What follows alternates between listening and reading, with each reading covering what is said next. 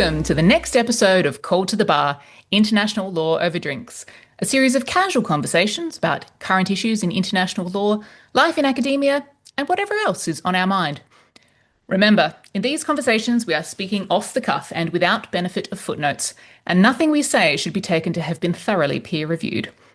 I'm Dr Juliette McIntyre, Senior Lecturer in Law at Adelaide University, and today we are talking about the hottest topic in international legal procedure, intervention. A collective shudder just went through this year's Jessup cohort. I could feel it from here. Joining me are two wonderful experts, Professor Beatrice Bonafè of Paris Panthéon-Assas University and Dr Matina Papadaki, Lecturer in International Law at the University of Glasgow. Both are featured extensively in my PhD thesis. Welcome both to the pod. And of course, we must begin with our first question. What's your drink today? Well, ordinary tea over here. It's 10 o'clock in the morning, so nothing special.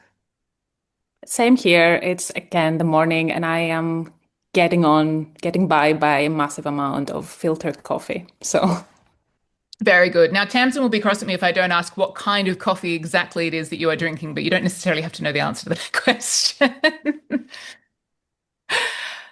Is it Greek coffee? What have we got? It's just filter coffee. Yes. That's all right. Now, look, I've opened a bottle of Pinot Gris because it's marking season where I am, and as we all understand, that does need a glass of wine. Now, look, because you are both first-time guests of the podcast, I'd love to get a little bit of a biography from both of you. Our listeners always love to hear about your pathway to your current position. So, Beatrice, perhaps you could start us off, please. Sure. Basically, it's a sort of 10 years cycle story.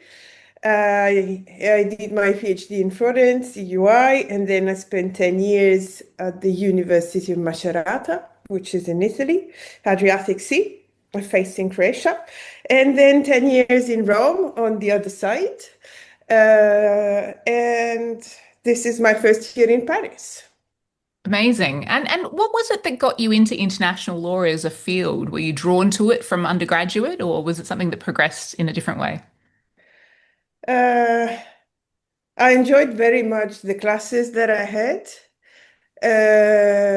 Professor Gaia was the teacher, and I really think that combined maybe also with personal history, my mother's French, so there's already a bilingual or multicultural background. I think that was really a good combination, and I really enjoyed that. Fantastic. And Matina, how about yourself? So my story is also slightly not convoluted, but I did my undergraduate degree in Athens. Then I spent a year working at the Academy of Athens, which is an academic institution in National Academy. Then my LLM in Cambridge. And then this is where things got convoluted because I had, for family reasons, to return back to Greece. And there I started funded programs and my PhD in Athens, and with some stops in the ILC in Geneva, in Luxembourg and the Max Planck, and then in Copenhagen. Then I finished my PhD and currently I'm in Glasgow teaching international law. So it all worked out in the end, but it was a long process of figuring out how to do this. Yeah, that's pretty much it. Yeah, I think it's quite a common story, isn't it? That it's a bit of a convoluted process to end up in international law. A lot of our guests have taken different pathways to end up in their current positions. And so, look, let's move on to the topic for today, because one of the reasons that you both feature heavily in my PhD is that you're both international procedural law experts and have both written extensively about our subject for today, which is intervention. But I'm not going to presume that our listeners are quite as intimately familiar with the topic as we are. So, Matina, perhaps, could you give us a brief rundown on what it means to intervene in a case at the International Court of Justice? Yeah, so I will presume no knowledge, so it would be very basic. But so there are contentious cases before the ICJ that are brought by states. And there are parties to the dispute. These states that are bringing the dispute are the parties, but more than two parties can bring disputes. So from the inception of the court, though, there has been in its statute provisions that allow states other than the main parties who brought the dispute to intervene. And there are specifically two provisions, Article 62 and Article 63. The one is intervention by request and the other as of right. And Article 62 intervention requires the existence of a legal interest, an interest of a legal nature that may be affected by the decision. And Article 63 is based on a multilateral convention, being party to a multilateral convention and thus having a right to intervene when its construction, on the basis of its construction. So in the Article 63 sense, the interest is presumed. That's like kind of the broad contours of the articles on intervention in the PCIJ and ICJ statute. Yeah. And so Beatrice, could you maybe give us a little bit more, I'm putting you on the spot here, but maybe like a little bit more historical or background context to these articles? Like, why do we have this process? Yeah, absolutely. I was thinking two main things to be added to this presentation. First, some data. I've been working on intervention for quite some time now, and I have a notebook where each time there's a request or a declaration, I note, and I try to keep track. So in total, we have from 1920, so counting the PCIJ, the permanent court, and the actual court, to 2020, there were 22 requests in total, 14 under Article 62 and 8 under Article 63, meaning that at least at the beginning, states were mainly interested in Article 62 or thought they could intervene mainly under Article 62. But only 6 were granted, 3 under Article 62 and 3 under Article 63. From 2022 to today, in less than 4 years, there have been 65 requests compared to 22. And those were under Article 62, only 5. 1 has been withdrawn, so 4. And 61 under Article 63. So this shows already, first, the amount of requests, and second, the change, the shift in the interest of states from 61 to 62. Or maybe it's a shift in the interest, maybe it's something else. Second thing is the broader background. Now, why intervention is little known, or when I started working on that, people were telling me, why do you study something that is so little used? Okay, I think there's a sort of a vicious circle in there. It's little used because we don't know it, because the court had not the occasion to clarify. The rules were in the statute because the drafters thought they should fill a gap, but they left the court the burden of clarifying the real conditions and purposes and so on. So we know little, the court had little occasion to clarify, and today maybe things are really changing because of all those requests.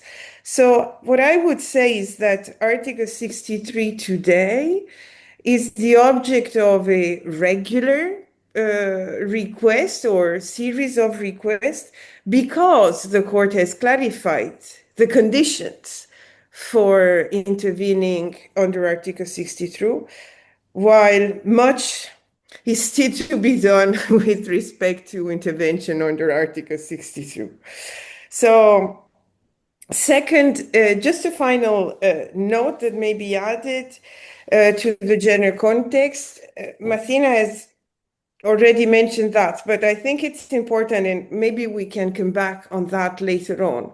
Intervention, the court was very hesitant because intervention is mainly perceived as an intrusion, or was perceived as an intrusion.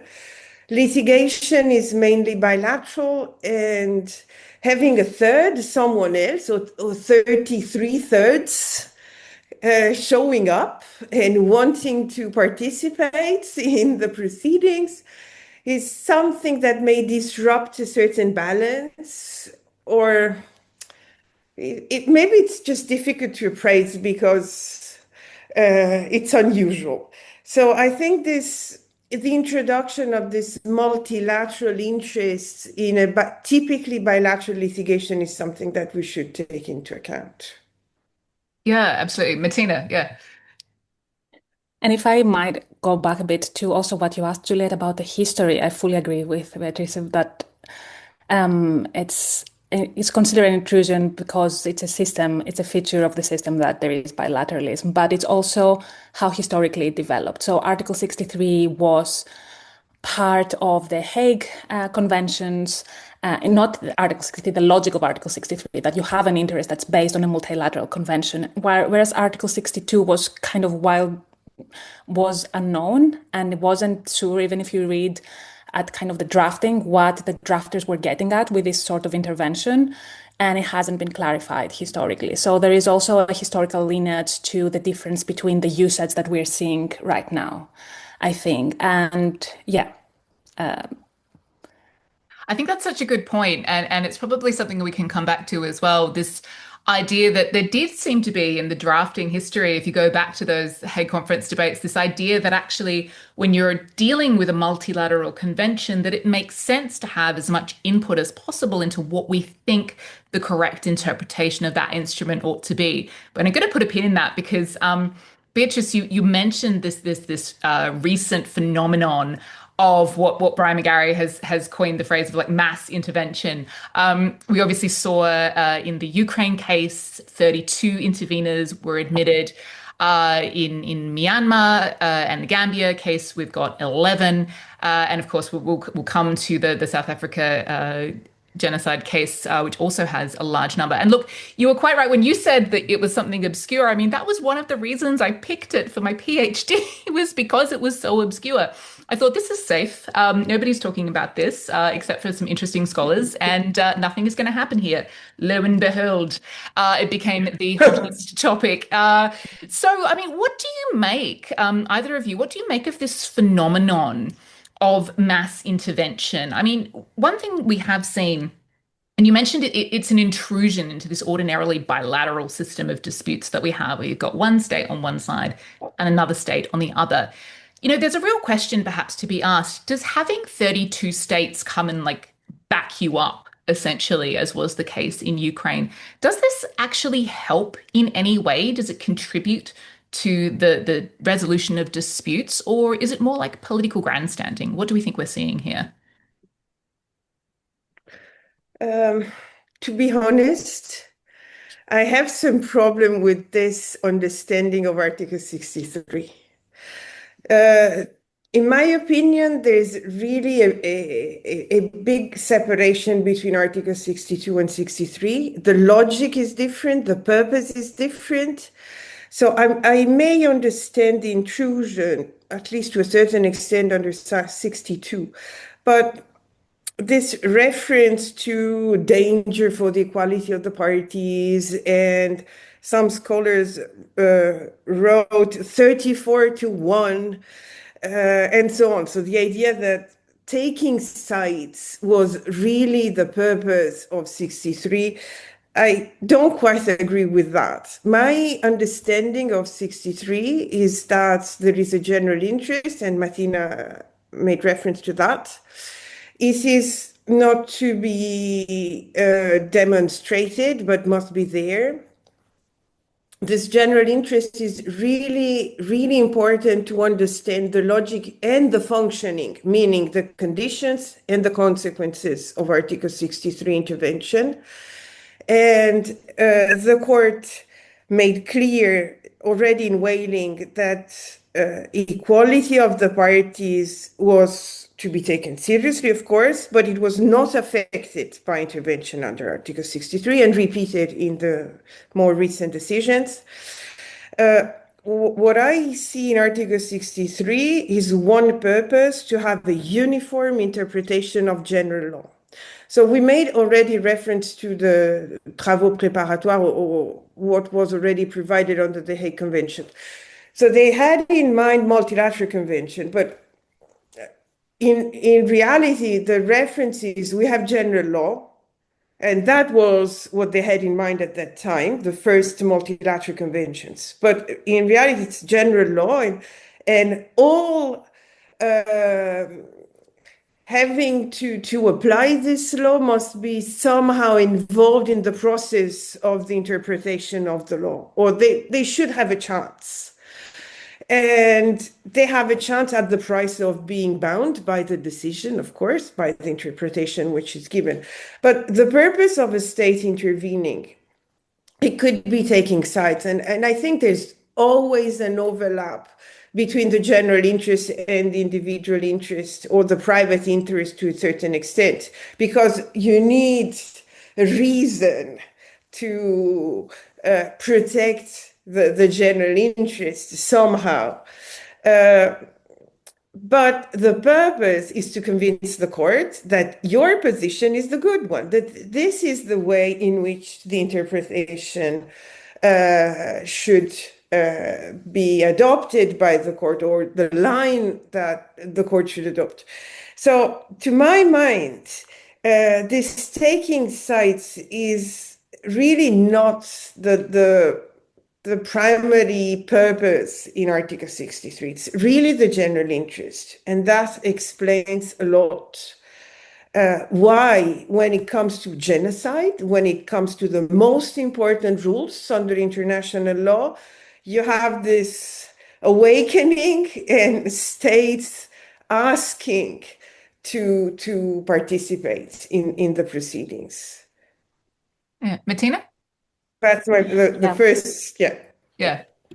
No, I fully agree. I also think it's not a helpful way to think about it in terms of whether it's helpful or not helpful, because as Beatrice said, the interest that we're trying to safeguard is that third states can also have input in the interpretation of a convention. And I think the way that the court has dealt with this in, for example, Russia-Ukraine, by saying that, it's not an abuse of process to have several states intervening on one part, if that's how it's perceived, because the court said that it's not its task to look into the motivation or intention of the declarant state, but to ascertain whether the declaration of intervention relates to the interpretation of the convention. So I think the court set the record clear there, because it would be very dangerous to inquire upon the motivations of states to bring a case, to intervene in a case. Yeah, so I think I fully agree. And then on the second part of whether, in fact, though, this changes things for one state, because you have indeed one state from one side, and then several arguments being made, and they can be made towards a certain direction. And does this in practice affect the quality of parties? I think this is more a matter of procedure than of substance, and how the court has chosen to go about the process and the time that it has given to the parties, and how it's taking into account the arguments, is safeguarding this procedural equality. And I think it was shown that we didn't need to worry about that. So this is how I'm seeing things. And I do think that these terms of like mass intervention, they are very good descriptively, but if they are used as a term of art or being taken as one, they push the language towards an abusive kind of usage of rights, which I don't think it's necessarily correct. Yeah. And I think it's, Matina, sorry, Beatrice, I'll come to you. I'm going to abuse my host's rights and interject. But I think it's interesting. You've both pointed to really, essentially the whole vibe, if I may use that word, of Article 63 is this idea that you've got a multilateral convention, and therefore the best interpretation is clearly going to be that which the most states agree on. The states ultimately are the masters of their treaty, and that's kind of the point here. And so I think that seems to be one of the things that you're both getting at is it's not unfair to have lots and lots of states standing behind one particular interpretation. In fact, that's very much the point here. Beatrice, go ahead. Just a quick comment, or maybe a couple. First, I think it's good for the court, provided that it's not just copied and paste, because otherwise it's always the same idea coming up again and again. But I think it's really important that the court realizes also which is the position of the other states, especially when a multilateral convention reflects customary law. So if this is general law, it's a good thing that the court has the occasion to hear the position of a number of states. And to my mind, it's really a good thing that I was looking at the very last, South Africa, Israel, to the 2026, the very last declarations of intervention under Article 63, USA, Hungary, Fiji. So a different position being brought before the court. That's exactly the purpose of Article 63. It's not so much taking sides, but how do you interpret the Genocide Convention? How do you establish intent? And if there is an overlap with IHL, do I take that into account or not? This is the important purpose, or really the goal of Article 63, in my opinion. Yeah, I think that makes so much sense, and it accords with the original intent of the drafters as well. And look, I'm going to turn us now to the other form of intervention, Article 62. And there's several things to talk about here, one of which I want to come back to, which is this idea of uniform interpretation of general law. But first of all, I think we need to talk about the court's most recent decision, which was in March of this year, because that was in Belize and Honduras. And in that case, Guatemala was permitted to intervene using the Article 62 mechanism. And so why was this, what happened in this case, and why was this decision significant? I think this decision is significant because, as we have been discussing, we don't have enough Article 62 interventions being accepted. And because, as we've said, Article 62 concerns an interest of a legal nature, and in order to specify what that is and whether we reach the specific threshold required for the intervention to be granted, when we have cases that such an intervention is granted, it's always useful. So in that sense, I think this case was useful to clarify some things. And in another sense, in my eyes, the circumstances are very particular. So because we also have a Guatemala-Belize case, I think it was clearer that there were interests that would be affected, not even potentially affected in this case. So the threshold was met. It was about territory rather than boundary delimitation, and the court specified that. So there are distinguishing features of this case from previous cases that made it clearer, in my eyes at least, before the decision was rendered, that this intervention would be accepted because the thresholds were clearly met. But at the same time, of course, it always gives the court the chance to clarify the conditions.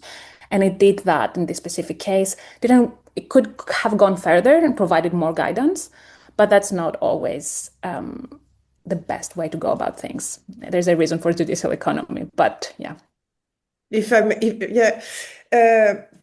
I had a feeling, but I don't know. It's just my sense of it. Reading the decision is that the court is still divided. I don't know, but this is my understanding of that decision. While the court had to open the door to Article 63 because they had so many requests, because the conditions are more easily complied with. But 62, my sense is that maybe the judges are not entirely happy with a broad understanding of Article 62. So there is, and I totally agree with Matina, there's an opening. They say, yes, 62, and maybe they're more ready to use Article 62 with this exception of maritime delimitations, we don't know. But at the same time, there is always this message, but it's under our control, but it's limited. So it's limited in purpose because we can tell you what you can say or not. It's limited because there is this new link that was not provided under previous cases. So we understand that requirement, but at the same time, is there the place for another one? Procedural status. I really think that one of the most challenging issues in intervention is defining with precision the legal status, the rights of the third state that is admitted to intervene. And I'm pretty sure we come back on that. But here the court was really, really quick in dealing with that. Yes, it mentioned intervention as a party and non-party. So the possibility that has been admitted under Article 2 to have a different kind of intervention, but didn't say a word on the impact on the procedural aspects. So what's the difference in intervening as a party or not? And I think there are many issues that are still open and that the court refrained from addressing in this judgment. For one thing, just one procedural aspect is the decision. The decision is a judgment. Why? I mean, okay, we can discuss that and we have our opinion on that. But just the oral phase is not a reason for having a judgment. So, and this goes back to my feeling. Maybe the judgment was the occasion for the judges to have a say on the wording, on the drafting, to use the deliberation, the standard procedure. So really to have the possibility to draft the decision. I know it's just guessing. Oh, look, I think that's such an interesting point. So just to clarify for our listeners, the majority of decisions regarding intervention, especially under Article 63, are issued by the court as orders. So they're more administrative in nature, whereas this Article 62 decision in respect of Guatemala was issued as a formal judgment of the court. And in a way, this leads into a question that I have, which I did not put in the script, so I'm sorry for putting you both on the spot. But one of the real kind of questions around this issue in Article 62 interventions and whether you intervene as a party or as a non-party is the scope of the bindingness of the eventual decision. So I'll just lay it out for our listeners in very brief terms. Article 59 of the court statute, of course, says that any decision issued by the court is binding only on the parties. And one of the primary points of contention has been this question of, well, if that's the case, how could any state ever have a legal interest in a dispute that's before the court if they're not a party? Because it can't possibly affect them. Article 59 creates a boundary around the decision and it's not going to touch them. And of course, so there's that initial question of what's the difference between, say, a legal interest and some kind of like legal right that you might want to exercise against another party. And then there's this other question of how far out does the binding effect of the decision go? That was a very incoherent question, but you're both very graciously nodding at me. So I would love any kind of like comments on, has this Guatemala decision done much to clarify, what is a legal interest or what is the scope of, Article 59? Does it really protect third states or is it just words on paper? I think my sense is that this is, as you said, of course, and this is why you brought it up, it's a tricky question because if we are being very strict or very formalist, it's very hard to say, okay, if the bindingness of the decision is so narrow, then no one is affected or necessarily affected, or the threshold is put very, very highly. But this is why I said in this specific case, because the court touched upon this issue, that it is kind of different and not very helpful. And this is why I was pushing more for like obiter dicta, in the sense of if you have to talk about sovereignty over the specific islands in the Sapodilla Keys, where you have sovereignty claims by all three parties, then it's very clear that if you, in the operative part or in the reasoning of the court, deal about this, which you will, because that's the name of the case, then necessarily interest or even rights are affected. So then an Article 59 protection would not apply in this specific case.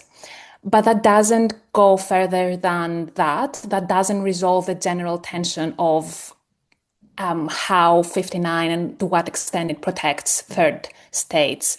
Because the court didn't need to do that in this case. And as I said before, there are reasons in favor of abstaining from giving further reasons and kind of forestalling other interpretations. And there's also scope for providing more guidance. So I'm undecided. Could have been a bit clearer, but I understand why the court didn't need and didn't go there. Well, I think there's one thing is positive, is the fact that the court clarified that a fait utile, a concrete effect, must be given to Article 62 in the statute despite the presence of 59. That's paragraph 44. The court is very clear. So both provisions are there. We should apply both or make sense of both. But the court had already said something like this. It was the Nauru case, the phosphate lands case, 92, where it tried to find the place for decision, but some kind of effects. So there may be implications, the court said, for other states. And if we go back to history, we've already mentioned that. Our intervention 63 in this case, but in the Hague Convention is conceived as a derogation to the res judicata, so to what it is in the ICJ Article 59. So I think the logic is, yes, there is this protection, there is this limited binding effect of the judgment, but it won't preserve third parties in all cases. So we should find room for a protection of third parties. This, I think, is the good thing. But the other thing is the scope of bindingness, as you, I think, Juliette, you said. And it really depends on the type of intervention. Under Article 62, of course, under Article 62, as it is applied today, non-party intervention, you just inform the court, you want to protect negatively your interest, the decision is not binding. Makes sense, but it deprives Article 62 of a little meaning or some additional meaning it may have. Intervention as a party, we don't know. Basically, we don't know anything. But the purpose is, of course, protection, but is to submit a claim and to have a decision on the claim. So in that case, with a jurisdictional basis, of course. So in that case, we understand that the decision will have binding effect on the third party. And this case, I think, is interesting because it comes very close to that. There was no jurisdictional link. Guatemala could not intervene as a party. And the court has to find the way, essentially, to adopt consistent decisions in two parallel cases because it can join them. So intervention can really play a role, and I think it's important, even in situations in which there is not the traditional escape route of joining the cases or really having a totally multilateral dispute before the court. And yeah, but we can say a lot more on Article 59, of course. I have grabbed a random texter. I'm taking so many notes right now, just for if anyone's hearing pen scratches, that's what's going on in the background. So, I mean, this is just such an interesting question. And so, I mean, we could maybe contextualize it a little bit more by looking at the Gaza genocide case, because we've got in that case both Palestine and Belize, funnily enough, who have applied to intervene in that case using Article 62. Now, both of those applications are as non-parties, I think. Correct me if I'm wrong on the Palestine one. But so did Nicaragua, and Nicaragua did apply to be a party before eventually withdrawing, which was much lamented by proceduralists because that would have been really interesting. So what do we think? Does the recent decision on Guatemala help or hinder the prospects of either Palestine or Belize? Are there reasons why one might get treated differently than the other? Or let's, speculate what might have happened to Nicaragua's application had they maintained it. What do you think? So to start, I think these are very interesting interventions, and I was also lamenting the fact that Nicaragua withdrew its intervention as a party, because we need to know what the court would have said on this, and we still don't have an example of that.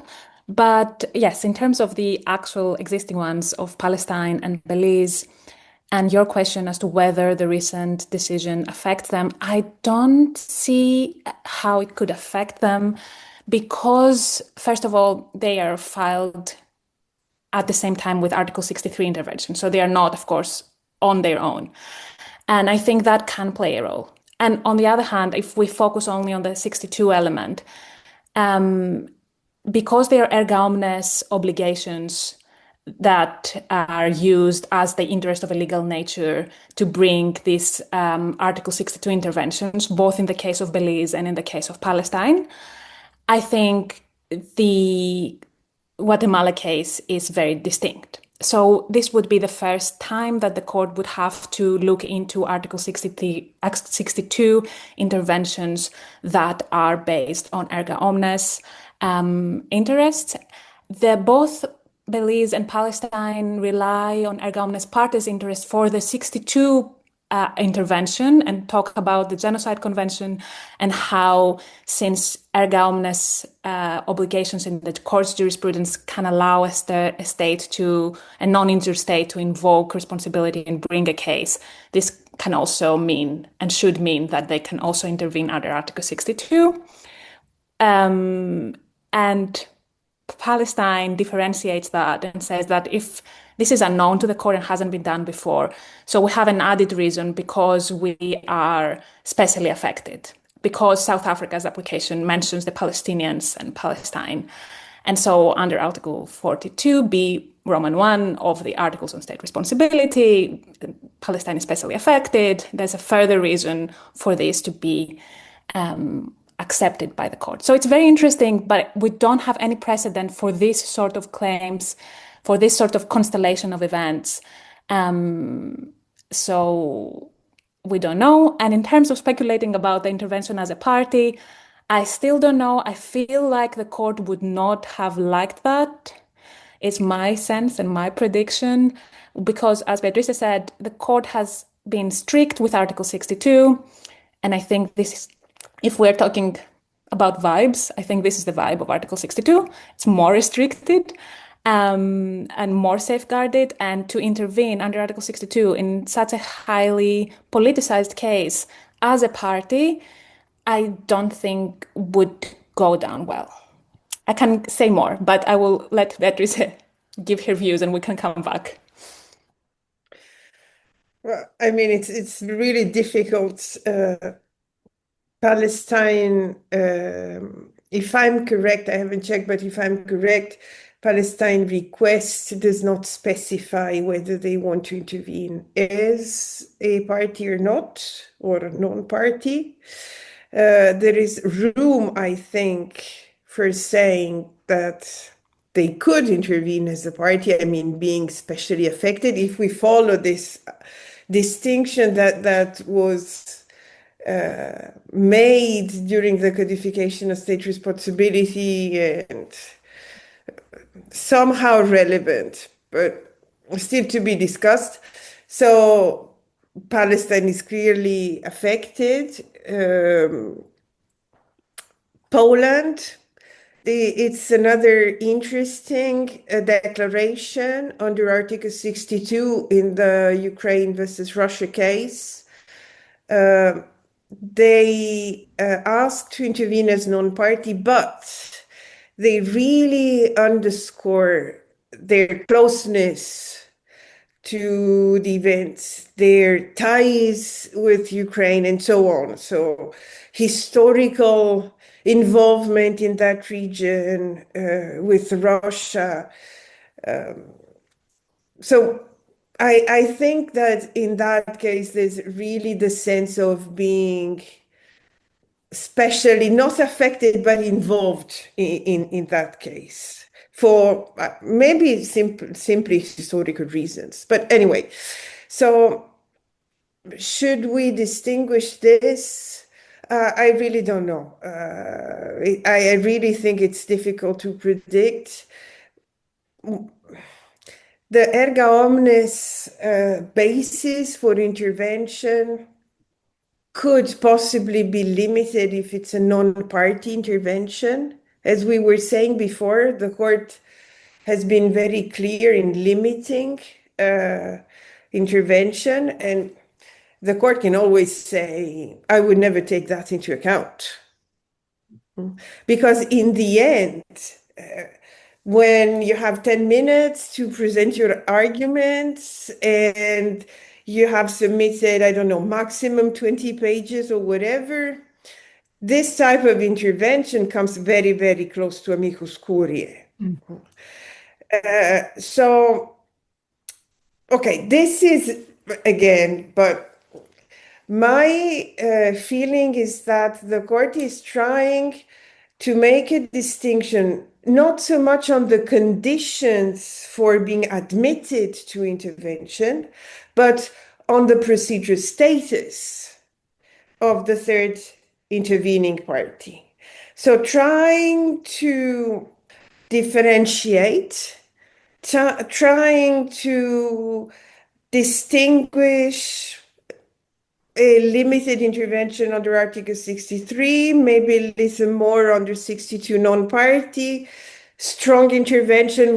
We have to look at that. We still don't know, of course, and maybe the revision of the rules goes in that direction. When the court says that under Article 63, you can submit your recent observations, but not necessarily take part at the oral stage. Because at the beginning, 62, 63 had exactly the same procedural position. And what we see is a development in that direction.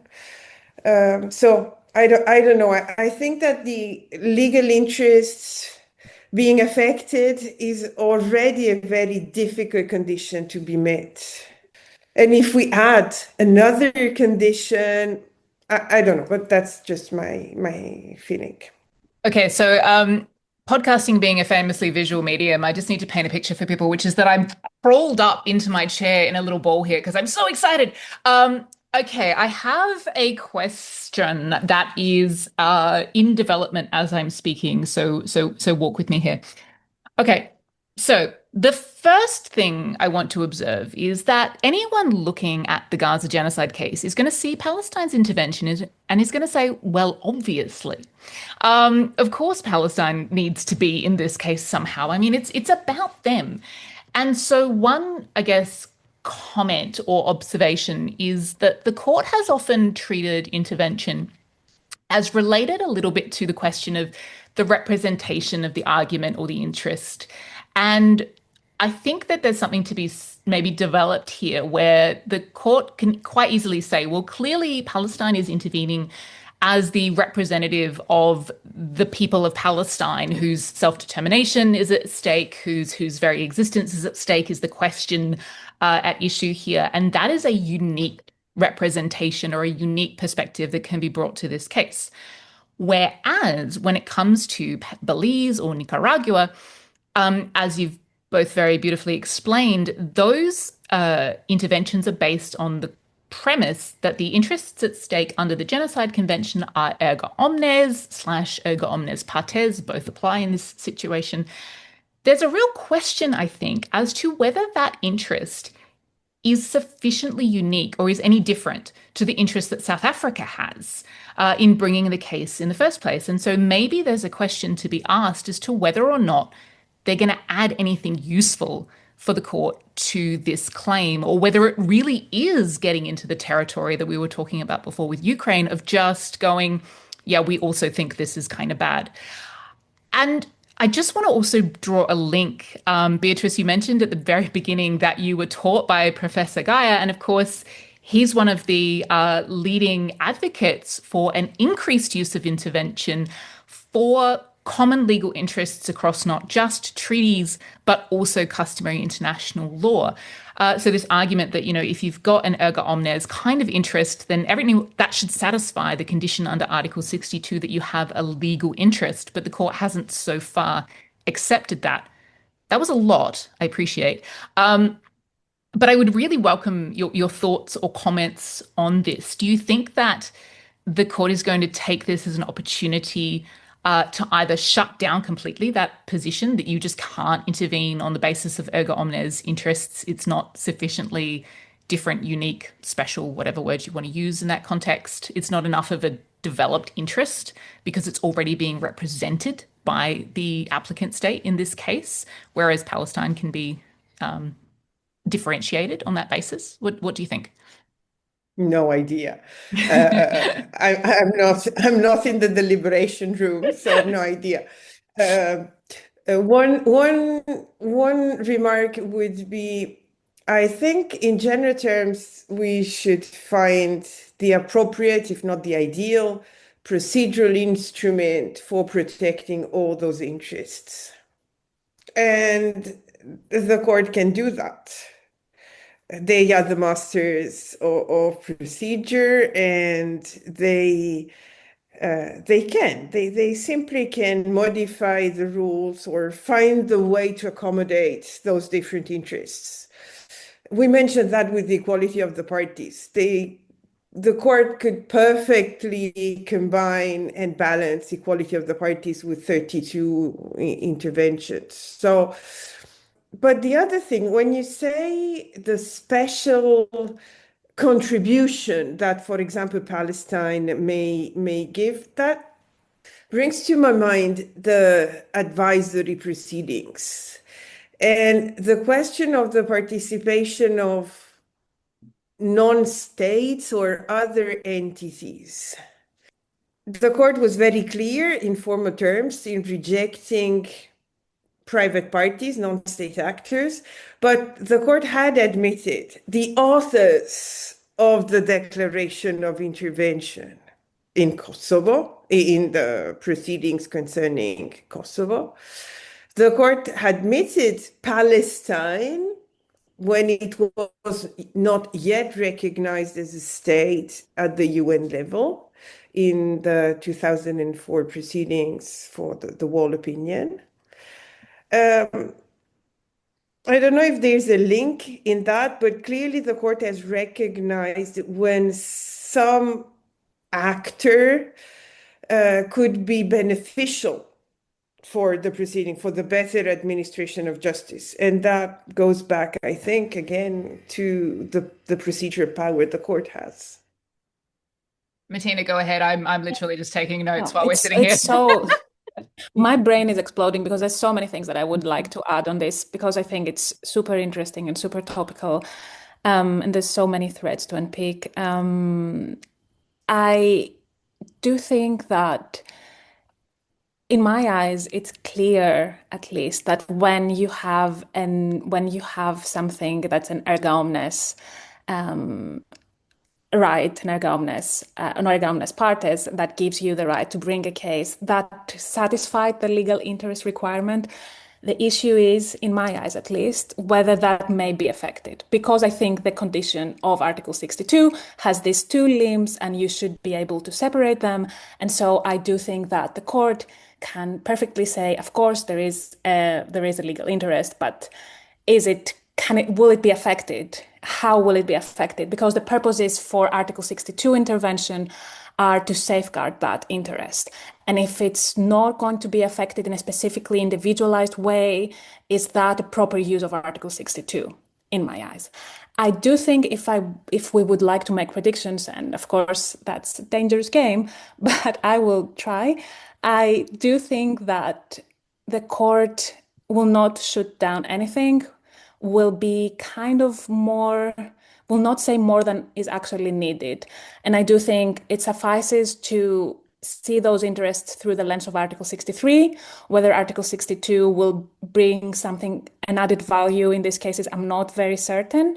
And so why go there if it's not necessary, is my general sense. And so we would have to wait for customary interest of that nature to be brought in that sense, or other kind of cases. But I do think, again, as Beatrice said, it's more about the procedure and about what the court does with its own procedure to encourage and bring more clarity to states that might want to use this procedural device. And instead of being reactive, it could be a bit more proactive, I would say, in the sense of being reactive and rolling back oral pleadings for Article 63 after the interventions came in, realizing that, all right, 62 conditions are not very clearly stipulated. What can be done? And then again, if we have this sort of more interventions coming in and this worry that this is becoming too much, the actual rights can be safeguarded by the court through procedures and through what it says in its own judgments. So both sides, substantively and procedurally. So I don't think it's a major cause for concern as it's sometimes being portrayed. Yeah. Oh, look, I think you're so right. And I think there's 2 points in there that are really worth drawing out. One is this idea that the legal interest rather requires some kind of additional protection. I mean, they actually mentioned that in the Costa Rica intervention. And I think maybe that is something on which the decisions might in the future turn.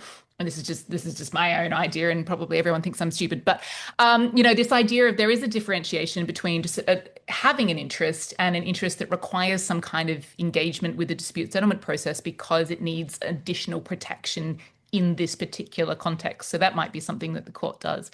But this other point that you've both made really clearly is the way that the court perhaps, or definitely can and maybe should, offer more guidance to states and what can be done here, because we know that states are sort of clamoring for advice on how do we go about doing this. I mean, when the court originally said back in the Marshall Islands cases, this is a different topic, but when it issued this idea about you need to give notice of a proceeding before you go about engaging the court, suddenly everyone is sending notes verbal to everyone else to say, hey, we're gonna sue you.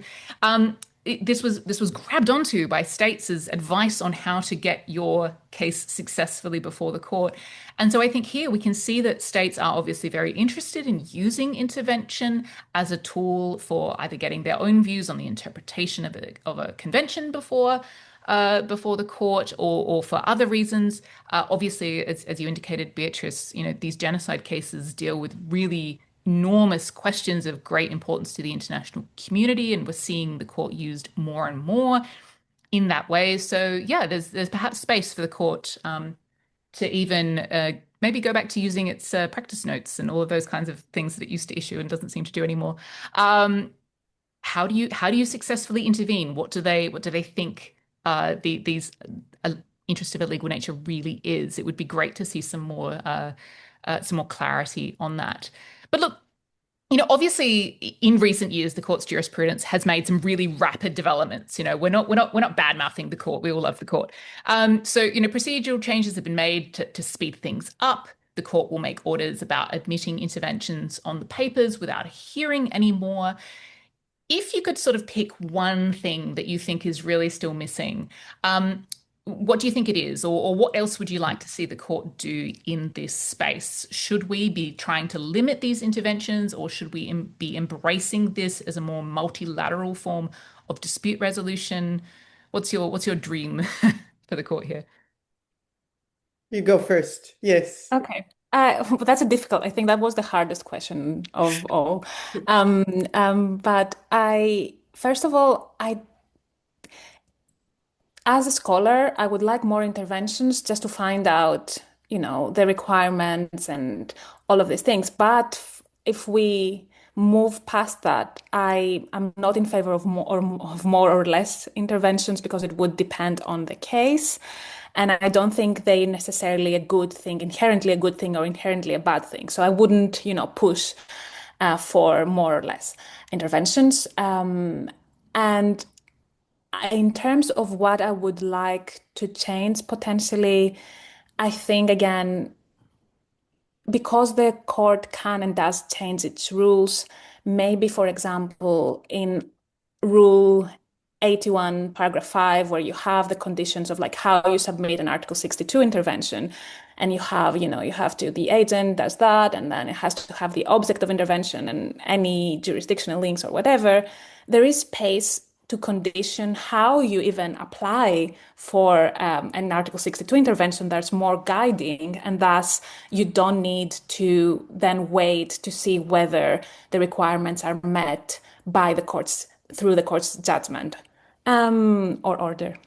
And so I do think there's scope there to be more proactive, as I said, but not in an activist sense, but rather in a guiding sense that is taking advantage of these current interests of states to utilize what's already in existence to protect a variety of interests. And I think that's the kind of general background of things that I'm seeing. But because as scholars, we want more multilateralism, I think, most of us, kind of a way of protecting interests in a more systematic way than a kind of very straitjacketed, limited way sometimes. But again, these statements cannot be taken as, fully determinative of all disputes, because it will really definitely depend on the subject at hand. Okay, I don't have a wish in that regard, or I agree it's not the number. And maybe I'm not really interested in more multilateral litigation, but it's really what really interests me is the intellectual challenge or the procedural challenge, if you want. How do we adapt this typically bilateral system when third interests have to be taken into account because they deserve it, because there's a general interest, or because there's a third that is directly affected or whatever. So I think this is the most interesting. The court would choose the way that it sees fit or considers most appropriate. But I think that clarity is something we should aim at. And we all at some point mentioned that, especially with respect to Article 62. So I think it's good for the court, it's good for the administration of justice, it's good for third states that want to intervene. This state of uncertainty is not it's not a good thing. And beyond that, states always find a way, maybe informal ways or other ways, to get in contact with the court, to have information about cases. And I would just mention one thing, Article 53 of the rules. It's the possibility to receive the documents when they're not yet published on the website. If you look at the cases in which third states have an interest, that you will systematically find requests under Article 53. It's very interesting. Most of the time, the states that ask to intervene, before that, they try to have access to the case files. I think for transparency, for a lot of reasons, it is really a better choice to have those that deserve it to take part in the proceedings, even for a short time, even at the cost of having to organize these interventions. But I think if the court can do that in an orderly way, I think it's best for the administration of justice. Yeah, I think that's so right. All we're really asking for is logic and consistency. That's all we want.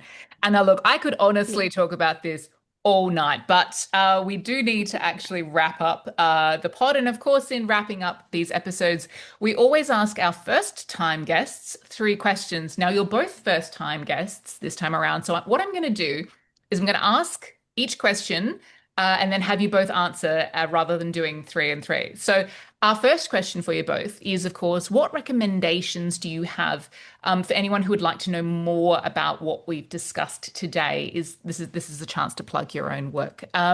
What should our listeners have a read of?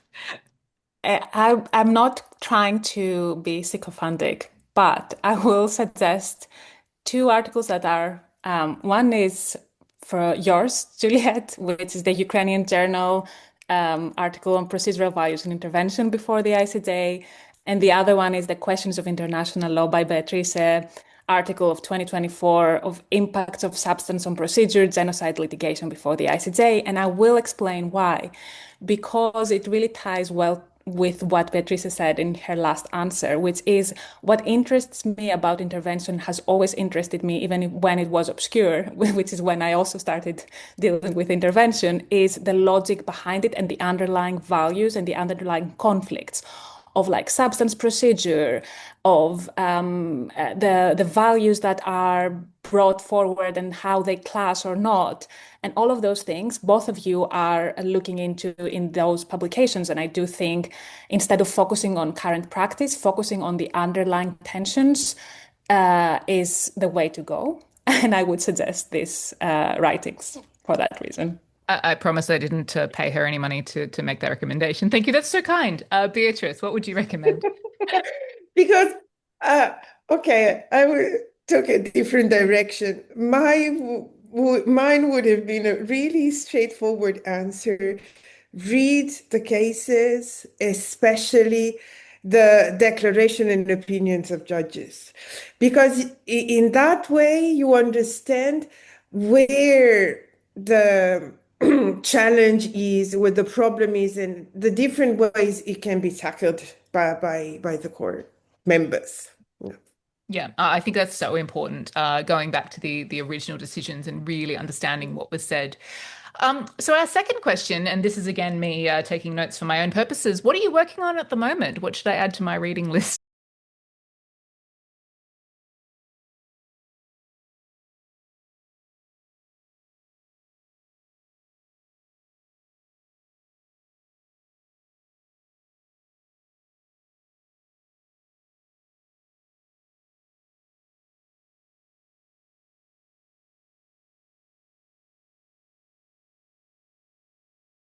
Okay, that's the difficult question. I would start to make it very short.